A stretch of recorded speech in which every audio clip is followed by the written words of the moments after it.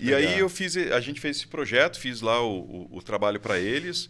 E aí depois essa empresa que me contratou para fazer esse freela fez um outro freela. Eu fiz um outro numa outra empresa. Cara, os saudosistas vão lembrar, tinha um produto da Microsoft que chamava-se MON, que é Microsoft Operation Manager, um sistema de monitoramento de serviços e de servidores. E o SMS... Só conheço por nome, nunca cheguei perto. E o SMS, que era um de gerenciamento de dispositivos. E aí eu implementei os dois nessa empresa, uma multinacional alemã, lá em São Paulo, fiz também. E aí eu comecei a conversar com os caras. Eu falei, cara, eu não quero ficar no freela, eu quero me dedicar aqui, quero trabalhar com consultoria. E eles acabaram me contratando. Fui PJ um tempo, fui CLT depois dele, eu queria que eles me registrassem, eles me registraram. E aí, beleza, cara, assim, comecei a trabalhar, um trabalho muito técnico.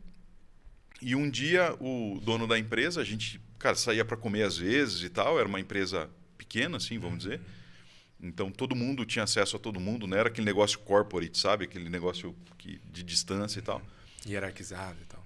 E aí, cara, tinha muito problema, né? Porque a gente, para vender um projeto, ou para eu entregar um projeto, dependia de alguém vender.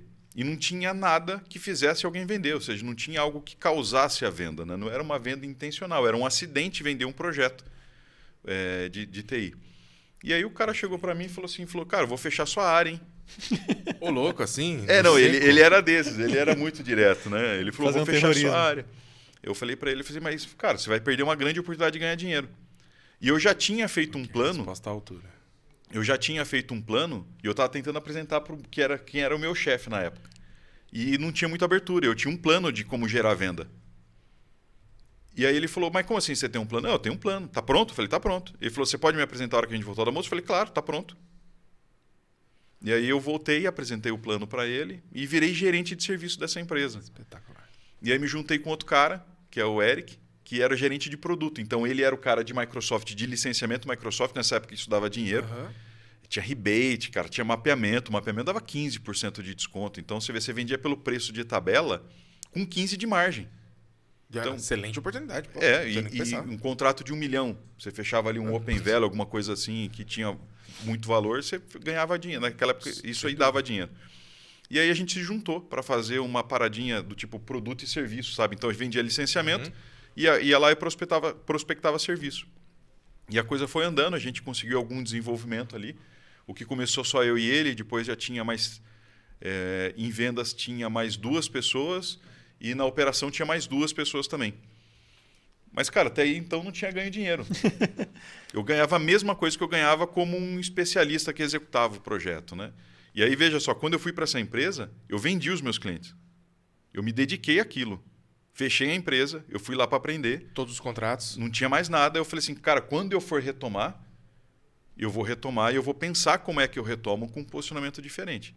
E aí, durante um tempo, eu acreditei que eu pudesse desenvolver o que eu queria na minha empresa, que eu pudesse desenvolver naquela empresa. Mas, cara, foi ali na crise de 2007, alguma coisa assim, problema com dólar, economia mundial e tal. E eu já estava saturado, porque eu morava fora, minha esposa e minha filha em casa, e eu morava em São Paulo, na verdade eu morava em São Bernardo, numa pensão em São Bernardo. E aí... Para ficar mais fácil a logística, né? E o custo, né? Não tinha como bancar o custo do carro ida e vinda, e fora o tempo, né? Às vezes eu levava 3 horas e meia para sair de Campinas e chegar no trabalho. E aí, cara, eu morava lá em São Bernardo, então eu ficava de segunda a sexta em São Bernardo. Sábado eu dava aula o dia inteiro. Eventualmente, de domingo, eu dava aula das 8 ao meio-dia. E acabava o Fantástico, eu voltava para São Bernardo. Que loucura. Exato. E fiz isso durante um tempo. Até chegou um ponto que eu falei, cara, não tem mais condição, né? Não dá mais para eu fazer isso. E aí fui lá trocar uma ideia com os caras, ver se tinha alguma chance de algum aumento de salário. Apresentei os resultados. Não dava. Entendo que a empresa não tinha condição naquele momento. E eu pedi a conta. Estava preparado para isso. E nisso foram 4 anos. Uau!